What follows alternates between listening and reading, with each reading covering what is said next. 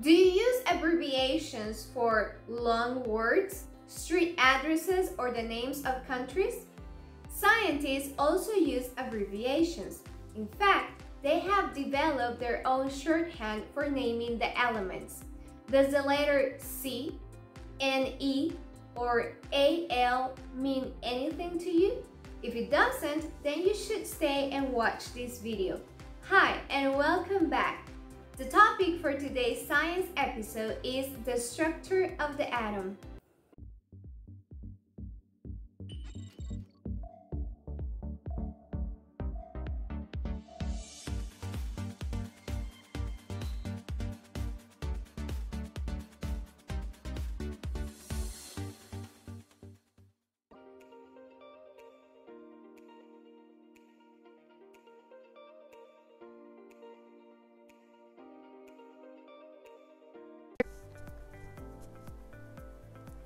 Structure of the atom.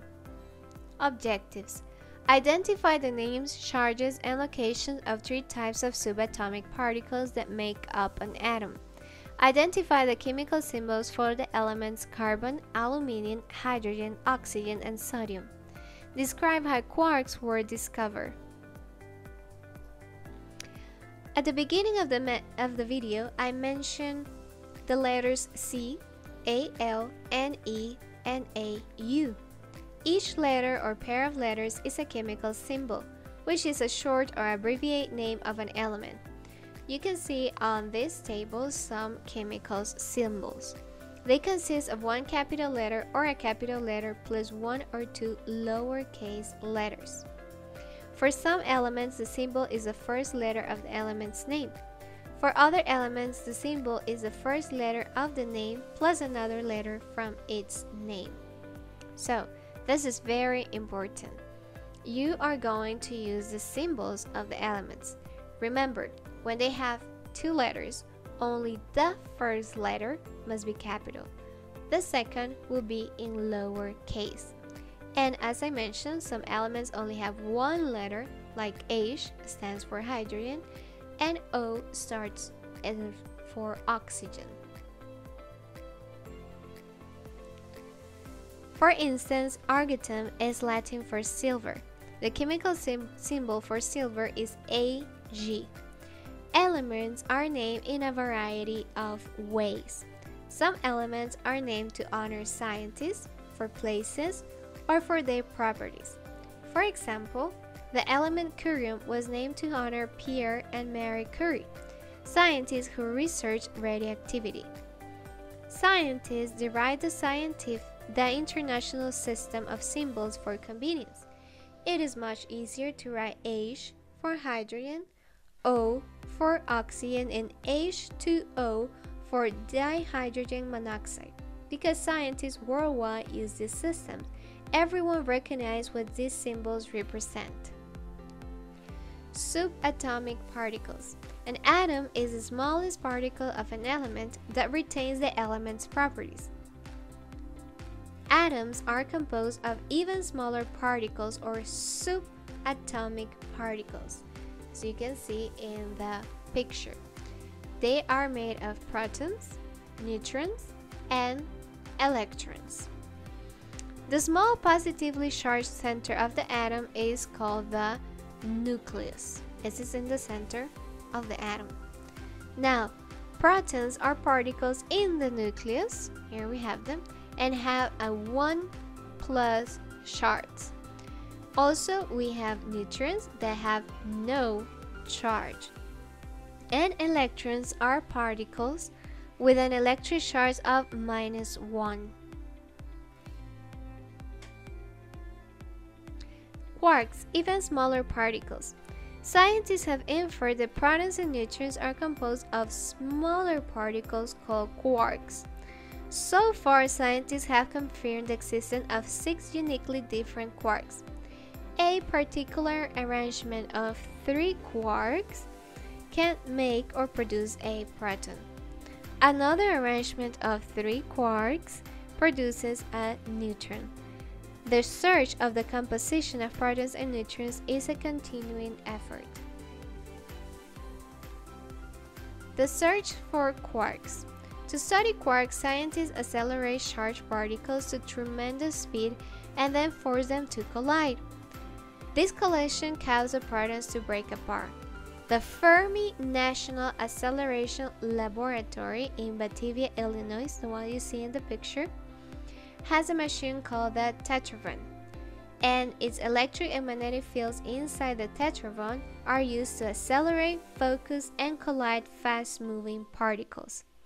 The Large Hadron Collider, LHC, this one on this side, is a particle acceleration in Geneva, Switzerland.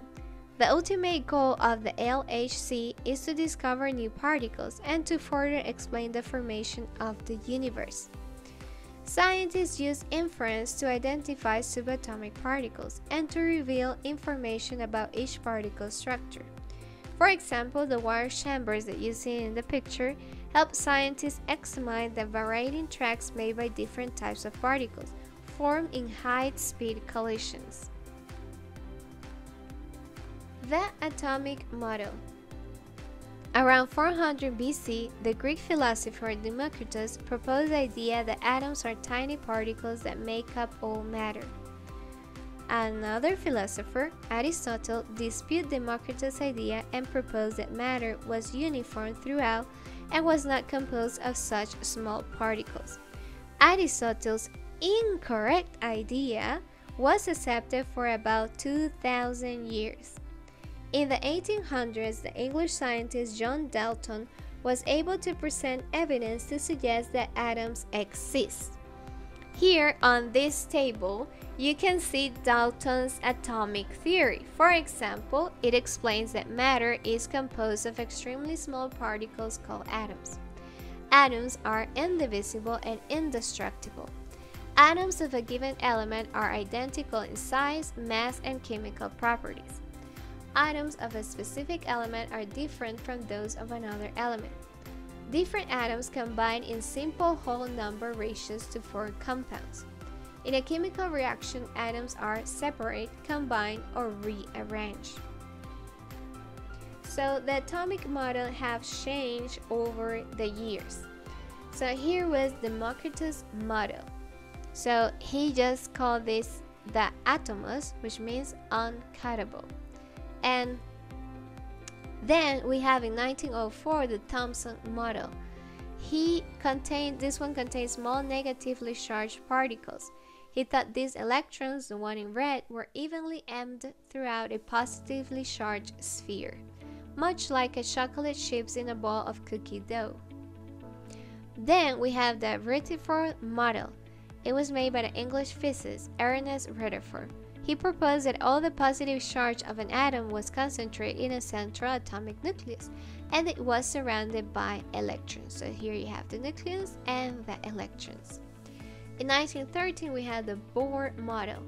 So the electrons could jump between orbits as they absorb or release specific amounts of energy. Now, the Bohr model worked very well for hydrogen, but did not work as well for atoms with many electrons.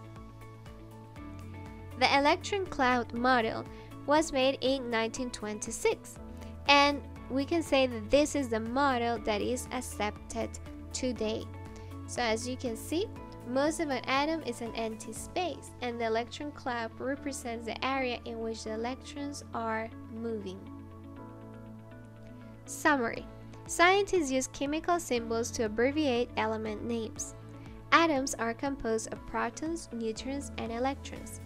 Scientists have confirmed the existence of 6 different quarks.